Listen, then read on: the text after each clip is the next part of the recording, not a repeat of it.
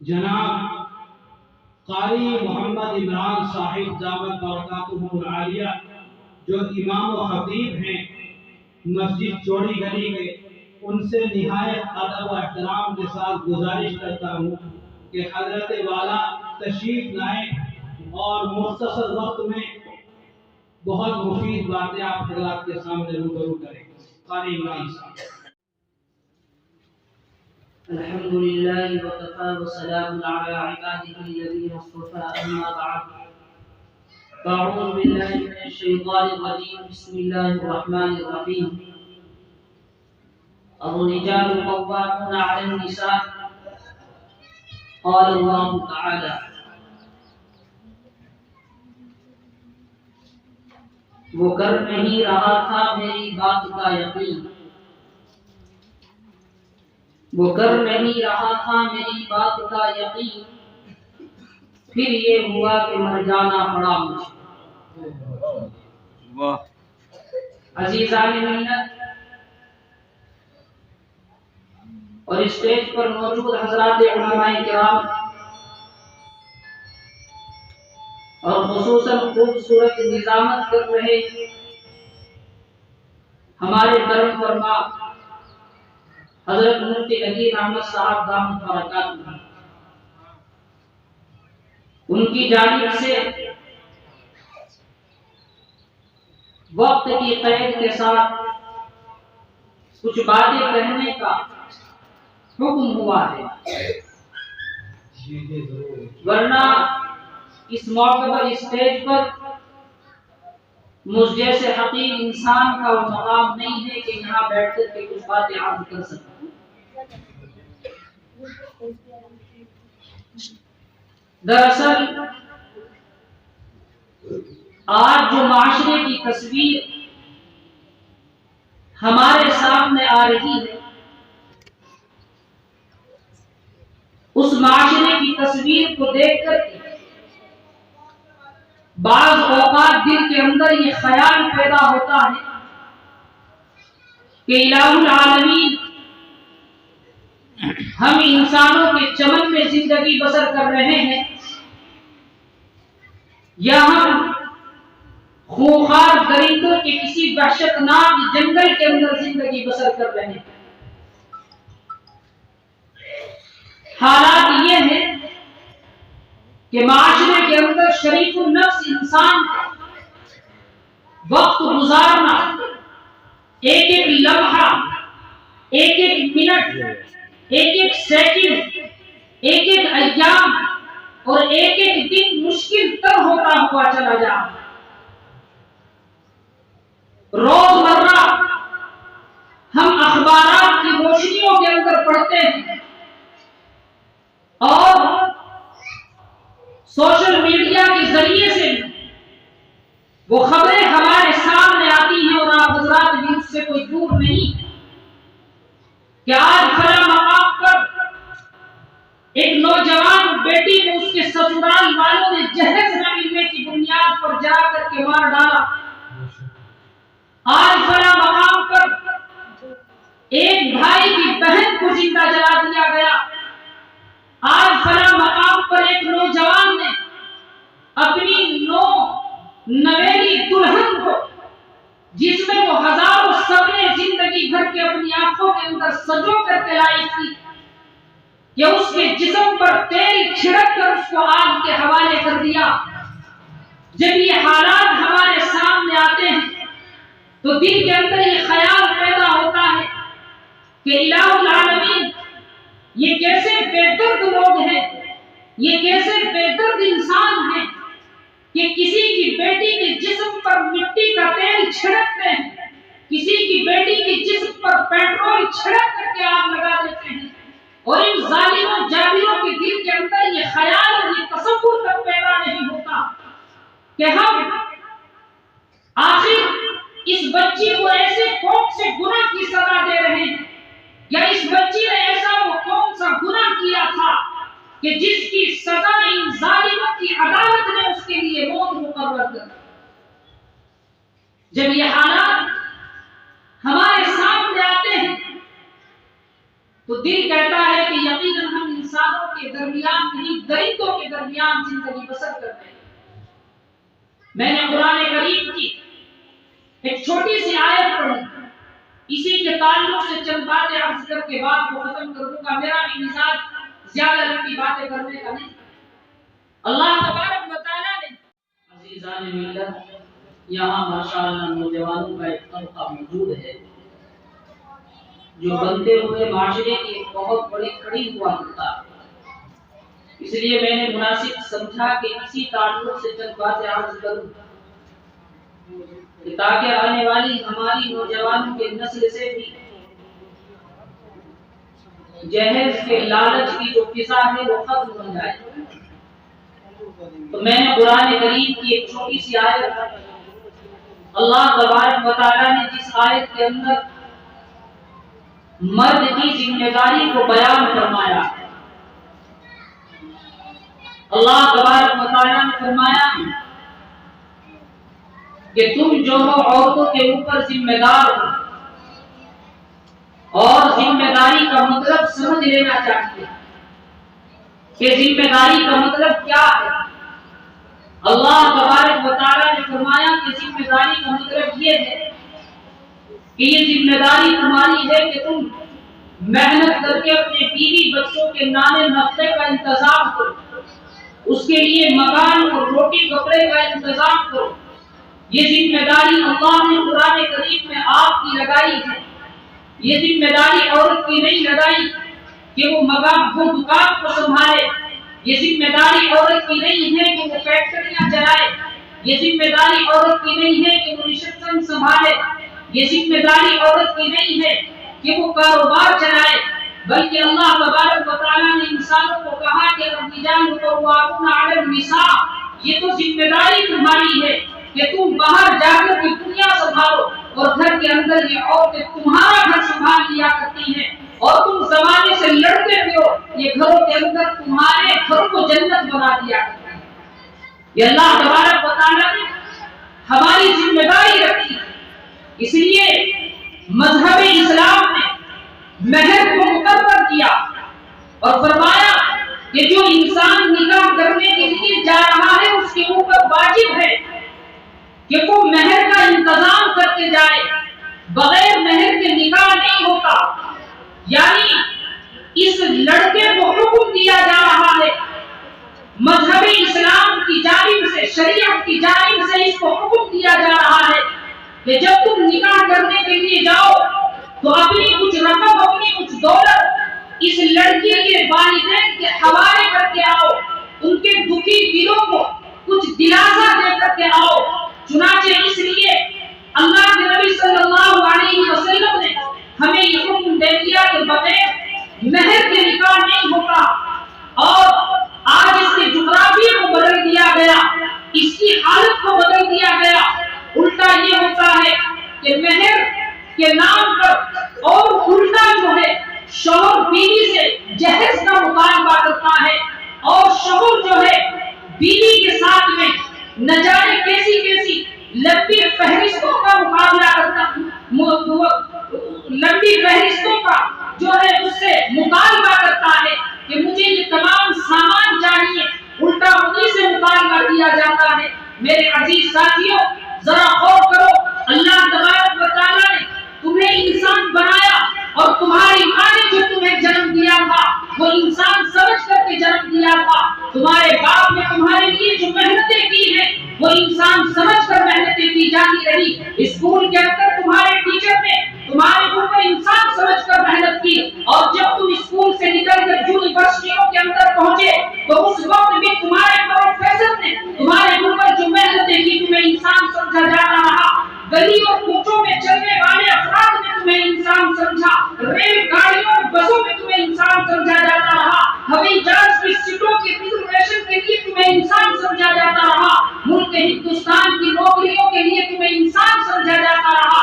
کہ اس لیے کہ یہاں جانوروں کی اور درندوں کی ضرورت نہیں ہے، یہاں انسانوں کی ضرورت ہے۔ لیکن جب تمہاری عمر 25 سال پہنچی، تم نے اپنے نکاح کے وقت جہیز کا مطالبہ کر کے یہ احساس پیدا کرا دیا کہ 25 سال تک مجھے جو انسان سمجھا جاتا رہا وہ غلط تھا،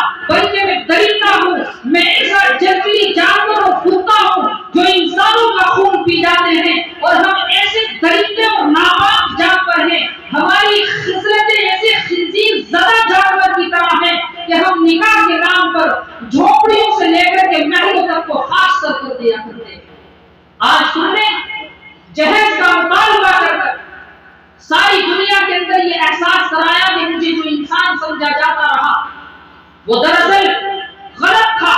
मैं एक दरिंदा हूँ, मैं एक खूंखार जानवर हूँ। मेरे अजीज साथियों, कितनी खबरें आज हमारे पास पहुंचती कि आज फला बच्ची के साथ में ये जुल्म कर दिया गया, फला बच्ची के साथ में ये जुल्म कर दिया गया। मेरे नौजवानों, अपनी हकीकत को पहचानो, अपने बाजुओं को पहचानो, अपने मकाम को पहचानो।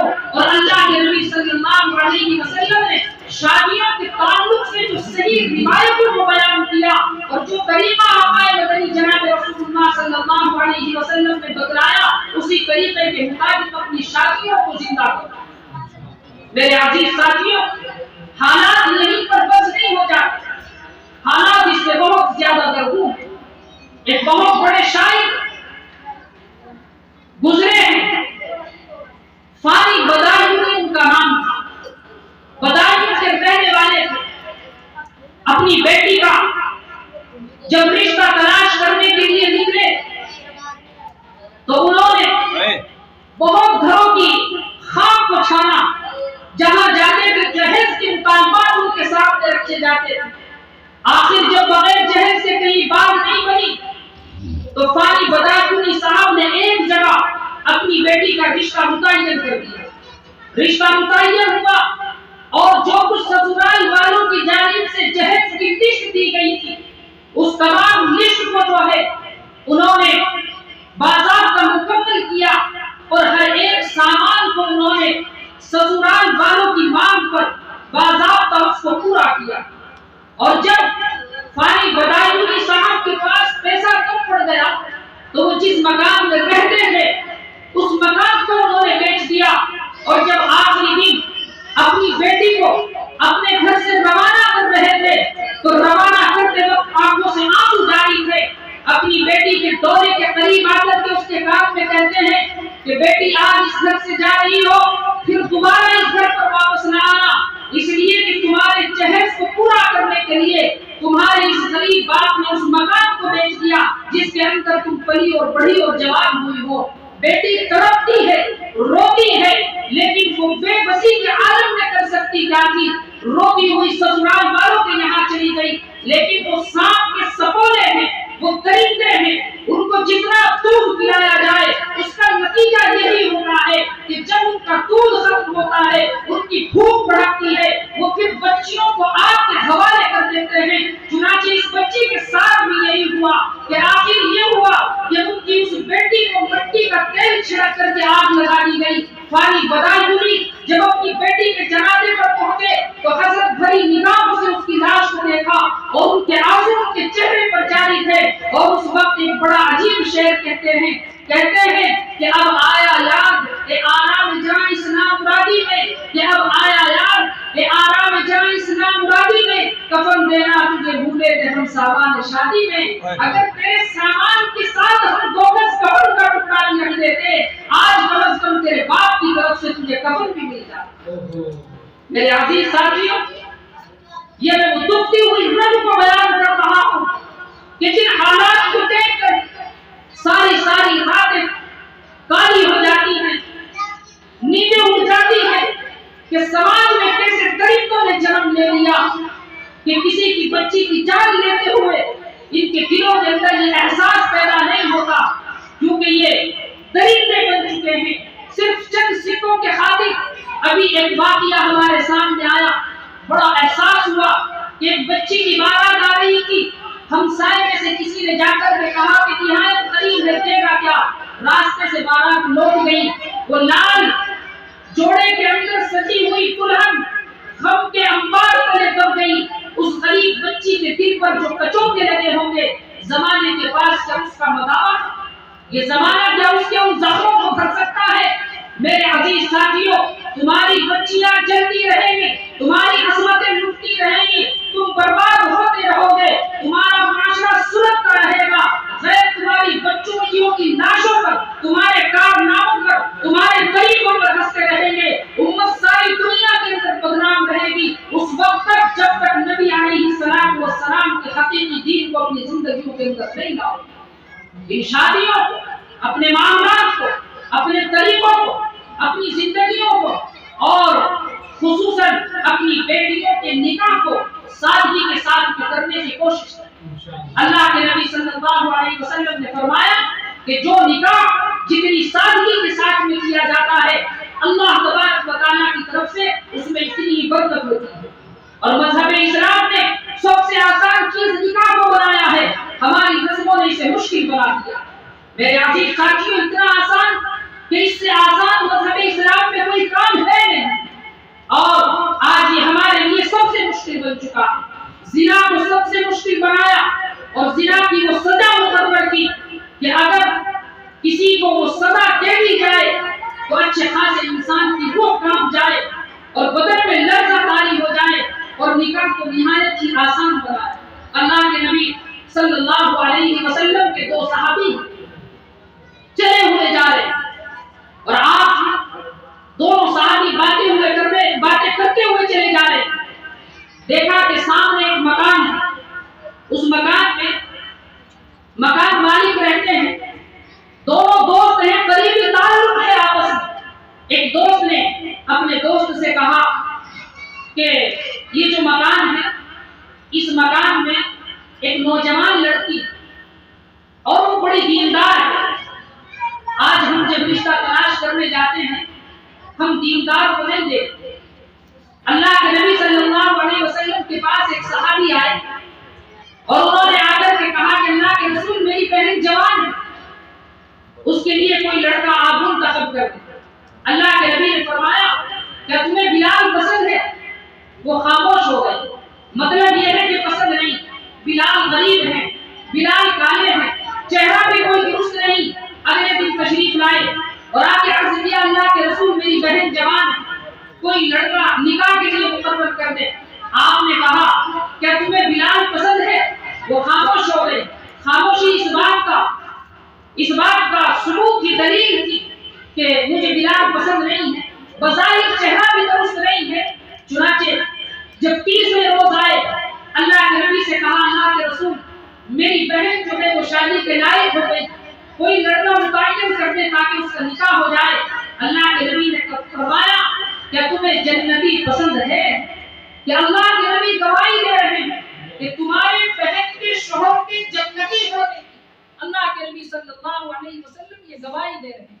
آج ہم جب رشتے تلاش کرتے ہیں، ہمیں چاہے وہ کسی بھی قسم کا انسان ہو، وہ شرابی کیوں نہ ہو، کبابی کیوں نہ ہو، اس کے حالات کیسے ہی کیوں نہ ہو، لیکن ہم اس کے اندر یہ تلاش نہیں کرتے کہ اس کے اندر دینداری بھی ہے یا نہیں ہے۔ اللہ کے نبی فرماتے ہیں کہ بلال کالا ہے، بلال کا چہرہ درست نہیں ہے، بلال غریب ہے، بلال کے پاس رہنے کو مکان نہیں ہے، لیکن میں کہتا ہوں کہ بلال جنتی ہے۔ میرے عزیز ساتھیوں، تمہاری بیٹیاں محلوں کے اندر سزت کر کے زندگی گزاریں، بہتر ہے کسی نیک اور نمازی انسان کی جھوپڑی میں وہ سکون کی زندگی بسر کریں۔ تو آپ جب رشتے تلاش کریں تو سب سے پہلی بات یہ ہے کہ اس گھرانے کی چمک دمک کو نہ دیکھیں، اس کے ٹائلز اور پتھر کو نہ دیکھیں، ورنہ ان پتھروں کے گھروں کے اندر ان کے دل بھی پتھر ہو چکے ہیں۔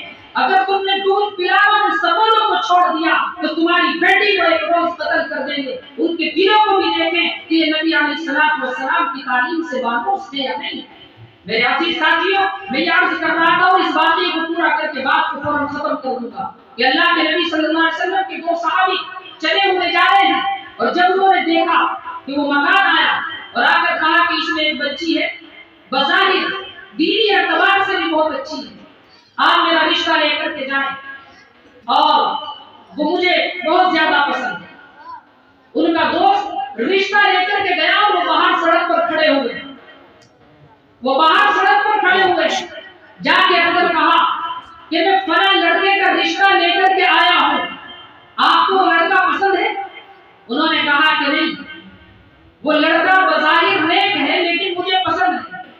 وہ جو رشتہ لے کر کے گئے تھے ان سے مکان مالک نے لڑکی کے باپ نے پوچھا، لڑکی کے باپ سے انہوں نے پوچھا کہ آخر تمہیں پھر پسند کون ہے؟ کہا کہ مجھے آپ پسند ہے، کرو گے نکاح؟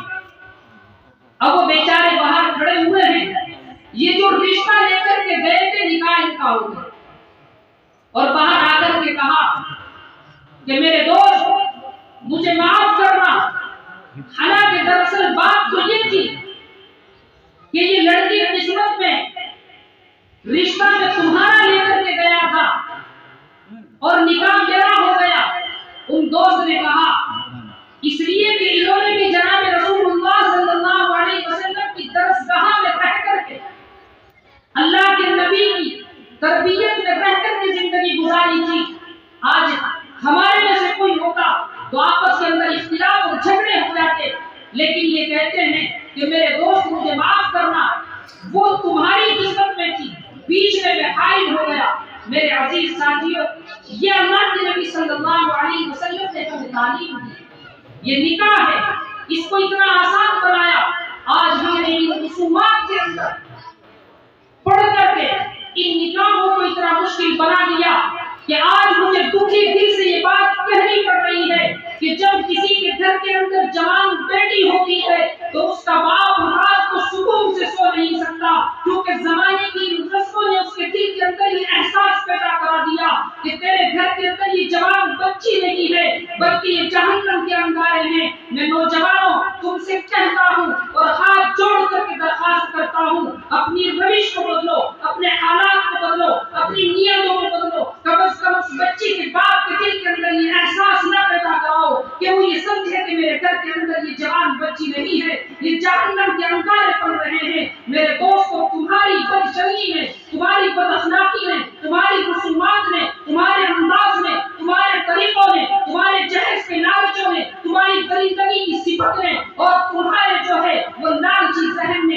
ایک باپ کی نیند کو تباہ و برباد کر دیا، سکون اس کی زندگیوں سے نکال دیا۔ اس روش کو بدلنا ہوگا، جبھی چین سے ہمارے گھروں کے اندر سکون پیدا ہوگا، جبھی ہماری بچیاں عزت کے ساتھ میں ان کی ڈولیاں ہو سے اٹھیں گی۔ ورنہ اگر تم نے روشوں کو نہیں بدلا تو تم علماء کے دروازے پر جاؤ یا سیاستدانوں کے دروازے پر جا کر کے کہو کہ آج ہماری بچیاں غیر مسلموں کے ساتھ بھاگ رہی ہیں۔ میرے عزیز ساتھیوں، قصوروار نہیں ہے، قصوروار تمہاری رسم ہے، قصوروار تمہاری ذہنیت ہے، قصوروار تمہاری بدچلنی ہے، قصوروار تمہاری درندگی کی صفت ہے۔ ان تمام چیزوں کو چھوڑ کر کے اس طریقے پر آنا ہوگا جس طریقے پر جناب رسول اللہ صلی اللہ علیہ وسلم اس سنت کو چھوڑ کر کے گئے تھے۔